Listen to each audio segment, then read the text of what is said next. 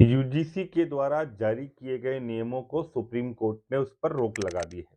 अब बात करते हैं कि ये जो यूजीसी के नियम हैं, दरअसल ये है क्या?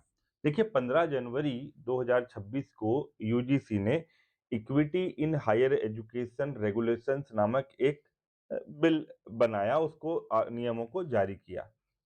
अब इस नियम के तहत था क्या?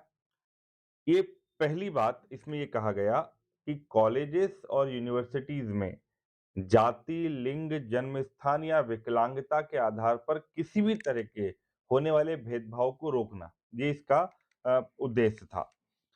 इसमें ये कहा गया कि हर संस्थान में एक इक्विटी कमेटी बनेगी।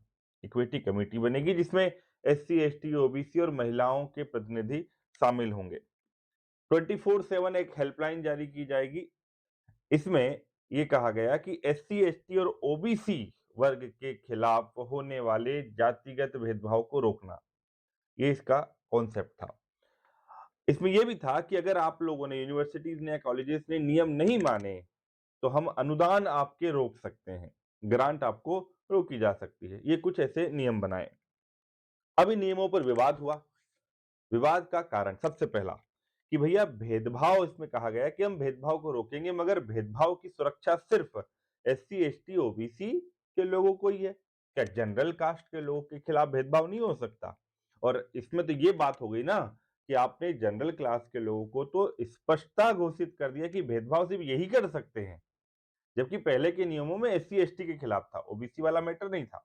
तो अब जनरल कैटेगरी के बच्चों में, लोगों में इस बात का गुस्सा है कि आपने नियम के तहत ही भेदभाव रोकने की बात कही, मगर हमारे खिलाफ तो भेदभाव बढ़ा दिया।